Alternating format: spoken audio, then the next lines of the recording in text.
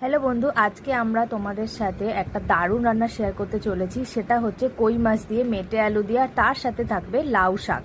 এই তিনটে মেটে আলু আর লাউ শাক এগুলো আমাদের বাড়িতেই হয়েছে। আর মানে দুটো জিনিসই টাটকা, জাস্ট মাটির থেকে তুলে নিয়ে আসলো মা। আর লাউ শাকটাও গাছ থেকে কেটে নিয়ে এসছে। আর চলো আজকে এই রান্নাটা তোমাদের সাথে শেয়ার করি, কিভাবে করি সেটাই তোমাদের সাথে আজকে দেখাবো আমরা।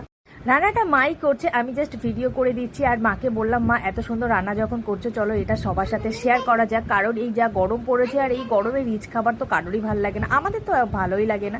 আর দেখো মা প্রথমেই কড়াইতে তেল দিয়ে সেই মাটি আলুগুলোকে ভালো করে কষিয়ে নিয়েছে। আর তার মধ্যে মা অ্যাড করেছে নুন, হলুদ আর শুকনো লঙ্কা, কাঁচা লঙ্কা বাটা। এইটা দিয়ে মা ভালো করে কষিয়ে লাউ দিয়ে মাছ ভাজাগুলো দিয়ে ফুটিয়ে নিয়েছে। আর ও হ্যাঁ, সবার লাস্টে মা এটাকে একটা ফোড়ন দেবে, কারণ প্রথমে মা ফোড়ন দেয়নি, তোমরা ভিডিওতে দেখেই নিয়েছো। ফোড়নে মা দিয়েছে শুকনো লঙ্কা আর জিরা, দিয়ে রান্নাটা হয়ে গেল।